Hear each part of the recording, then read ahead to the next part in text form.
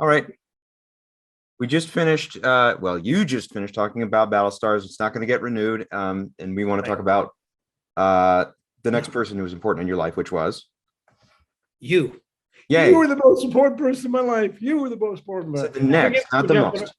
Forgive me for jumping around. This is all 40 years ago and hard for me to forget.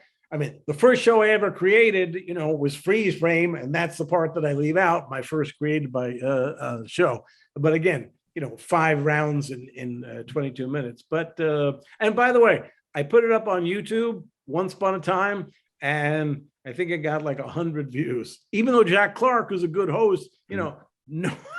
Well, no one had heard of it. No one had any reference. It wasn't. No, I know, but still, if you're a Jack Clark fan or you're a lot of game show fans, more so now today, and I don't know why, but there seems to be more fans of game shows. Well, look at game shows in prime time. If any of us, if Merrill had pitched, a prime time, I don't mean 7 o'clock, Jeopardy wheel. I'm talking 9 o'clock at night, hour long, even Hollywood Squares, which was star-studded show. Nobody, it's a game, still a game show. And we were, game shows were sort of looked down upon. We were a little under soap operas, just a tad under soap operas. Anywho, so I'm still living in Hollywood, and I don't remember how I met the Winker. But Wink Martindale, for the record. No. This is the Winker. Yes, okay. Wink Martindale, for the record. That's his last name. Okay, and what a lovely guy. I had never, well, of course, I never met Wink if I just met him. But because his name was Wink, and he was the game show host, and granted, I'd worked with, Alex is a very bright guy, and Jack Clark is a very bright. But again, I just kind of assumed that Wink Martindale, he would be a kind of a goofy and not that bright. Okay, and just the opposite. Wink is just he. So dedicated to not only just when he's hosting a show, making it work for him and for the contestants, but he really, and some people may disagree with me, he really has a good eye for what works and what doesn't. And anyway, I met up with him, and he had been burned.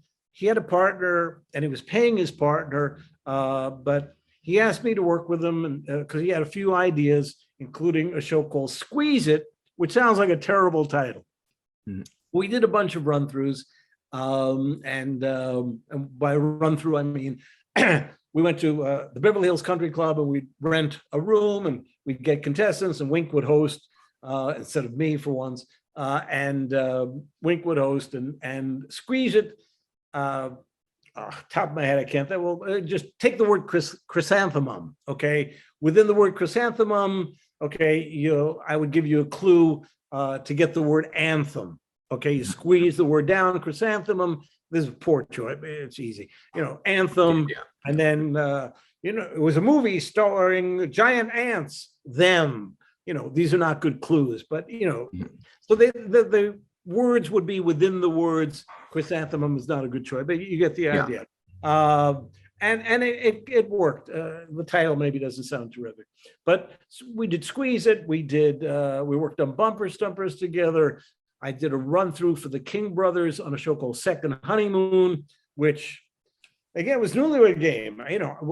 Which I failed to mention when we were doing 3 seasons or 525 episodes of Newlywed Game. That means I did 525 rehearsals of the Newlywed Game, because when we rehearsed every show, because we get new camera ops, new audio people, etc. for every week that we would shoot 5 shows in a day. So I would stand in for Eubanks, I stood in for Jim Lang, etc. Because again, I was the personality, whatever. So Wink and I working out of his house. I had to drive to Malibu every day from Hollywood. It was killing me. But, I did it. And Wink was there. Wink's married to Sandy Martindale, also just a terrific lady, wonderful. And they have this amazing house in Malibu. I'll never forget. It was in a cul-de-sac. It was Wink Martindale. Right next to him King World was huge at that time. They were they owned a ton of shows. They were later to syndicate both Wheel of Fortune and Jeopardy for Merv. And Second Honeymoon was a show that we were indeed pitching over to Merv.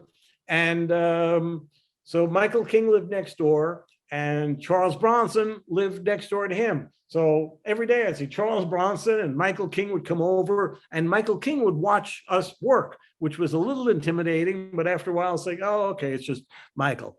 So we worked together for a while, and we didn't sell anything, but he did have me write up a lot of games, and we were 50-50 partners. It was very organized. And Wink said, what about a sitcom? I said, what about it? And he said, can we come up with a sitcom? And I had a vague idea of where to go, and I wrote up a sitcom called The Tennis Racket, spelled not like a racket, but a racket, R-A-C-K-E-T. And it was a cute idea, but whatever. So I wrote that, and it was done.